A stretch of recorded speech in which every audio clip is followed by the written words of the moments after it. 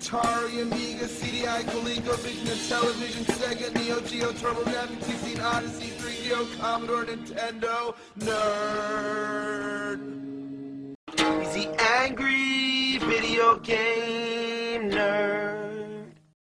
Motherfucking Bubsy 3D.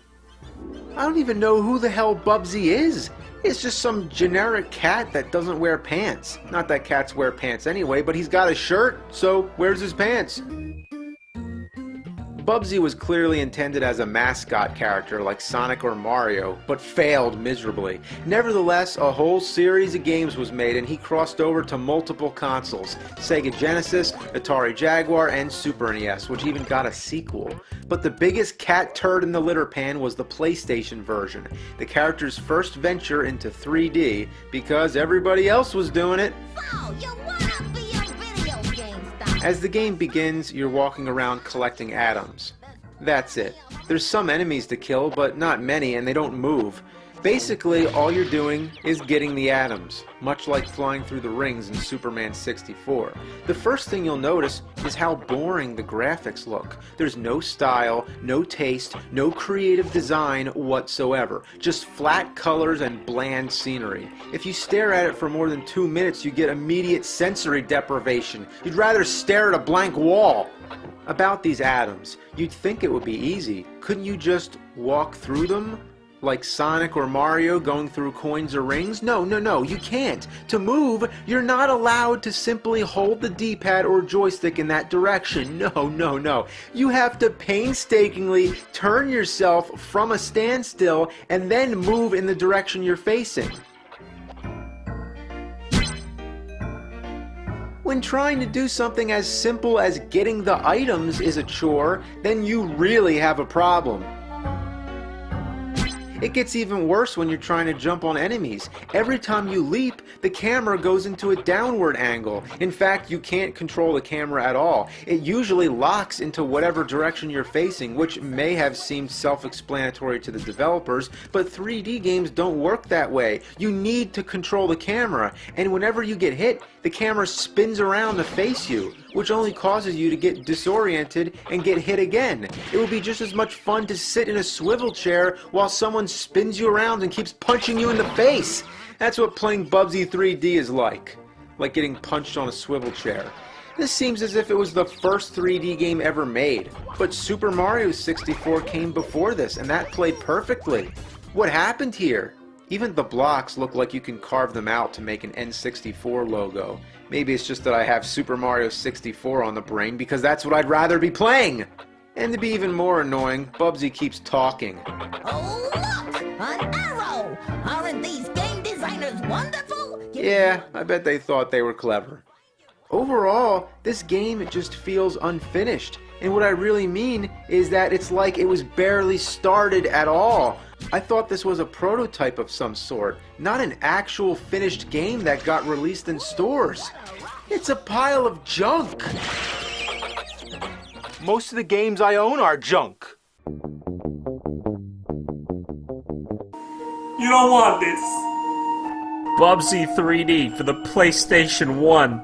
Apparently, it's winner of the Gold X Award. One of the sleeper hits of '96. Yeah, a quote from the guy who made Bubsy 3D. Run, jump, swim, and fly anywhere. Get your paws on a mess of atoms for extra lives? Okay, hold the phone. Having one-ups in your game is not a selling point, let alone a bullet on the back of the box. I mean, you can just tell they were really stretching to say even one good thing about this game. Play cat and mouse in a unique two-player mode. Yeah, okay. But hey, this game's from the good old days where the game manual is actually the cover of the jewel case. And by good old days, I mean good lord is it hard to get this thing out. It's got these two little bumps here that keep it from slipping out and 4 pins holding it in place. There's really no easy way to get it out. Not like you're gonna need instructions on how to play Bubsy 3D. An instruction manual on better game selection might be more useful to you at this point. I don't want to do this. I'm just letting you know that this is a bad idea. What could possibly go wrong? Whoa, hey, whoa now. I think we know where all the budget went.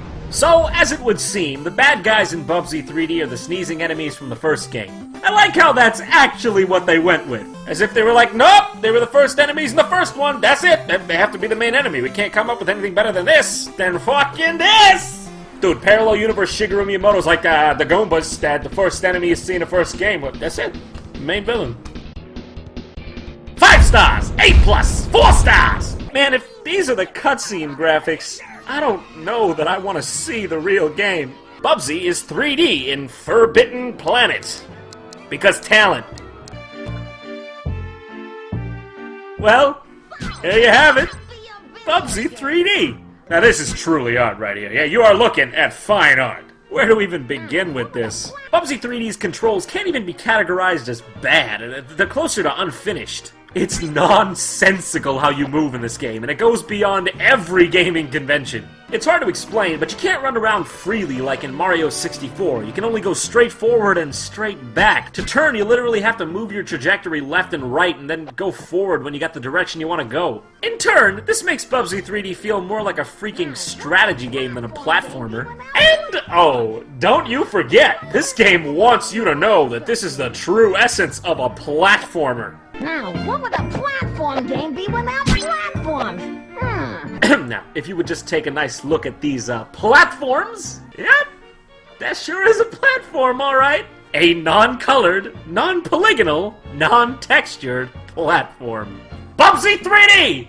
Literally a platformer! Oh God! Oh God! Who looked at this and thought it was okay? This is what the alpha version .001 of a game should look like, not the finished product. Now, it is true that Mario 64 revolutionized 3D platformers and changed the way we expect them to function, but Mario 64 came out on June 23rd, 1996, whereas this game came out October 31st, 1996. That's about 3 months later. And if you're blaming the PlayStation 1's 32-bit limitations, just take a look at Crash Bandicoot, still before Bubsy 3D, on August 31st, 1996. So let's talk about jumping. When you jump, and this is every time you jump, for some reason the camera pans down at the ground. I suppose to help you see where you're gonna land, but after a while it just kinda gets nauseating and obstructs your view. There were just so many poor design choices here that it's impossible to count them all off the top of my head. And oh, don't lose any sleep. Bubsy still says things. Oh, does he ever still say things? Oh, look! An arrow! Aren't these game designers wonderful? Now, how truly ironic. A game designer's job, in most cases, is to create a living world that ceases to be fake in the mind of the player. I mean, think about it. Even if the game constantly breaks the fourth wall like in Duke Nukem or Monkey Island, the world is still believable. Your suspension of belief kicks in, and your mind allows you to meld with the game environment as if you were actually there. When a game like Bubsy 3D makes self-referential humor, it just seems foolish. Having the designers of this game refer to themselves as designers, something just feels wrong about it. Game theory time! The more you know. I mean, look at the walls and the ground. It's about as basic as you can get for polygonal gaming. Bubsy himself is the best looking model in the game, and even he has only like 5 frames per animation. I suppose what your goal in this game is to find the 32 missing pieces of your escape rocket or something. There's 16 levels in this game, so I suppose that would be 2 rocket pieces per level. The game actually comes with a little map of the first 3 levels. Ha! From way up here it looks like Sonic 3D Blast. Almost makes you feel a little bad. Someone put their heart and soul into this game, and maybe it was really the best they could do. I mean, they even named different areas and gave the levels clever little names like Claws for Alarm and Claustrophobic and Catatonic Catastrophe. What were they thinking? You think I'm skimping you here or something? No, this is all there is to show. There's nothing more. You just walk around this place and grab atoms. That's it. And it's hard to even grab them. The hit detection is so precise. I mean, if you can't even get the coins in your game right, I mean, you want it to be gratifying. You want it to be like, yeah! Coin! You don't want it to be like, hi, yes, oh, excuse me, sorry, I just, trying to grab that coin. Jeff Goldblum. Wait, what? Turns out if you leave your controller idle for too long, Bubsy starts messing around with your TV settings. No, look, seriously, look. That's it, that's the best thing. That's the best thing in the whole game. He's fucking with my TV. Good. I think you know. Admit it or not, you just have to know that you failed at making your game when the player has a hard time walking from point A to point B. Now, no distractions, no obstacles, just walking in a straight line. Watch the fuck out, citizens of Bubsy Land. Captain Bubsy's drunk as shit again and heavily armed with puns. What could possibly go wrong? Bubsy 3D! Literally a platformer!